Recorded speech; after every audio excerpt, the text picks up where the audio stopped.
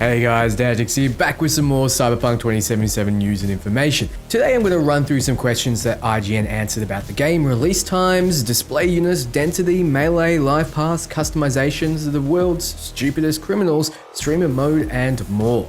Check this out. Before we start, just letting you know that I give away copies of Cyberpunk 2077 often. For your chance to win, follow the link below. If you're quick enough, you might catch the one I'm giving away today. Now, I may or may not have a sample playing in the background based on copyright restrictions, but the official Cyberpunk YouTube have released a ton of soundtracks that give you an idea of what to expect come December 10th. There are some real bangers here, so check them out if you're into music. Now let's go through what Tom Mark from IGN has answered in regards to your questions. What is driving like? Well, it's not crazy and it's smooth enough. He mentioned that interiors are immaculately detailed, but he played mostly in third person when it comes to driving cars, that is. However, he played first person with motorbikes and liked them the most because they're very agile in the dense city. Speaking of density, when talking about population density, he mentions that there were a lot of people when he played, especially busy market areas. He only saw less in the gameplay trailers.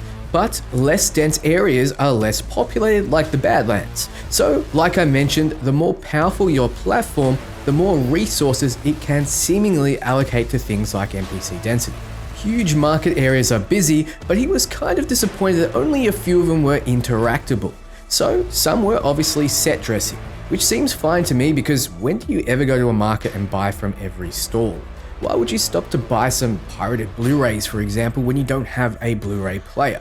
In V's case, he has some very specific needs. So how dense is the game vertically? Not many of the skyscrapers are explorable from the get-go. For example, the Omega building where you live will only have a few floors accessible. Buttons accessible in the elevator will be limited, so you can't visit every floor. But IGN reinforces that it's not at all a problem. What would you be doing in these areas anyway? The world is huge. Also, he found a lot of locked areas that might be used later for quests or when you can find a way to get in. Because of this, quests can send you to buildings you haven't been and suddenly it's like a fresh area. Personally, I didn't expect every single building to be explorable, but those who did will be disappointed. So, how is melee? IGN said melee has fun moments. He very much enjoyed getting a legendary katana and how it felt after putting points into their perks. So the tools are there if you want to lean into a melee only build, but without more time with the game, he can't tell just how viable it'll be long term, and within the first 16 hours he wasn't tempted to go melee only. How significant is the Lifepath Choices? IGN says you shouldn't stress about it too much. The feeling after the Lifepath prologue, which is unique based on which you picked, was that you had a different character with unique choices when interacting with people. IGN went Corpo this time, and they found since you're ex-Corpo, you kind of know how to interact to grease the wheels in your favor in situations with them. If he went a different life path, those interactions would have gone very differently. So if he went Street Kid, he wonders if he would have had those moments in other situations. We know that's the case in the Maelstrom Spiderbot mission, as you can take a whiff of the inhaler as a Street Kid only option, which makes Dum Dum more pliable. However, IGN reiterates that it wouldn't be 3 different games based on which path you take. What's the point of character customization since it's first person? Well, IGN states that it's not going to affect a whole lot. He jokingly says you should be happy with your fingernail choice, since you'll be seeing that a lot more than the others. You do see your character when driving third person and every time you open the menu. Also sometimes in mirrors and stuff, but he reiterates not to sweat the choice, as even though you have a very cool character customizer, you're not going to be seeing much more than your hands most of the time. I think the foundation being there lends itself well to the potential multiplayer coming in the future. What's the class system like? There's not really a class system. You put in attributes, then use skills to earn perk points, then invest in the perk tree. He mentions that it's very flexible, so if you put points into body, but find you suddenly like hacking, just by hacking you level up the skill, get perks, and start putting attribute points into intelligence, and can start buffing it up overall. So if you really want to be a stealthy guy that uses melee, or a big body guy that uses hacking, you can. It's extremely flexible. There's also a healthy mix of stat increases and cool things within the perk tree, like Cold-Blooded, which gives you various buffs in a tree that activates when you kill something and keeps stacking. In his preview, he mentioned that the gunplay didn't wow him. Expanding on that, he mentions it's a lot to do with the feel. Early on, guns are fine, but he explained that guns have high recoil and enemies take a few hits. If comparing to just a first-person shooter, which it looks like on the surface, it doesn't do anything amazing.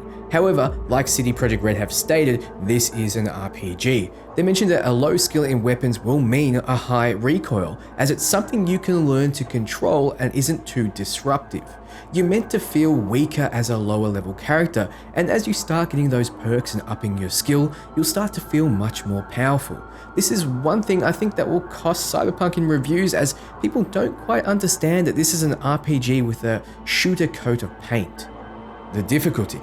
IGN mentions that there are 4 difficulty settings, basically a story setting for an easy playthrough to make you feel like a god after a long day at work. No judgment here if anyone wants to play on this. Then there's normal, which IGN played on, hard, and then very hard. Normal was said to be challenging at times and that you had to be smart in how you played. Quick save a lot, and said he was save scumming quite a bit. It's easy to get caught up, overwhelmed, and killed. Depends a lot on what mission you're on, as they have different levels. So if you take on a mission that has a very high danger level, you're probably going to get your butt kicked. Although there seems to be a good mix of easier missions and more challenging ones, at least within the first 16 hours. So how slow paced is the game? How would you compare the slow burn to Red Dead Redemption 2? And my man Tom Mark from IGN says he didn't actually enjoy Red Dead Redemption 2. It was a beautiful game, technically impressive, but he found it way too slow and tedious at points, which is exactly how I feel. In fact, I made a video on my feelings here, so be sure to check it out. Tom mentions that Cyberpunk 2077 was a slow burn, but didn't at all feel like Red Dead Redemption 2. This game feels slow like an RPG is slow. He mentions Divinity 1 and how you're in the first town for a while before you even meet your first zombie. He isn't saying Cyberpunk is that slow, but it isn't like Red Dead Redemption 2's deliberate slow pacing. It's just that the focus isn't always action like you would think from a first-person shooter in this kind of world. Finally, is there any indication of endgame and Radiant content like Skyrim? IGN simply doesn't know, as it's far too early on to tell. As a few of you already heard, Cyberpunk 2077 has a streamer and content creator mode that lets you disable copyrighted tracks. Here is CD Projekt Red with more information. Cyberpunk 2077 will feature a beautiful, robust, original score created by our in-house composers. In addition, you'll be able to listen to over 150 songs created by wonderful artists representing diverse genres, and we're confident that you'll love the music played by the in-game radio stations and in clubs. Unfortunately, the world of copyright law is complicated, and not all these songs can be streamed or used in your video content. The last thing we want is for you to run into any copyright issues. Because of this, we've created a dedicated feature for content creators, the Disable Copyrighted Music toggle, available in the game settings. It will disable a small portion of in-game tracks, streaming of which could otherwise result in demonetization or takedowns of your videos or stream clips VODs. Be sure to have this option enabled before you start streaming or recording your Cyberpunk 2077 content. It's fantastic that we have this option. Kudos to the team for making our lives easier.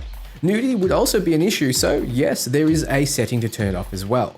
Perhaps it would also reduce the awkwardness if you're playing around your parents or your partner.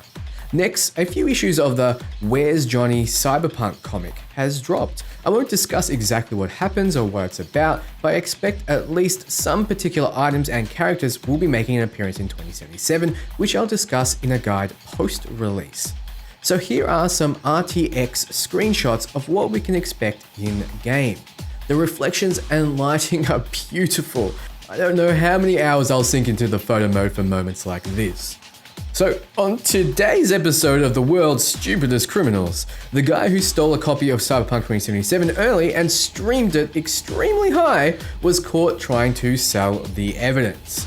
I have to be honest, that's some poetic justice considering how little they cared about the actual game. Now they're most likely paying for something they didn't really care about in the first place.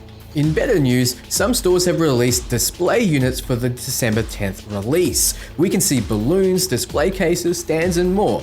It seems we're at the home stretch, but I don't want to commit to 100% certainty just yet.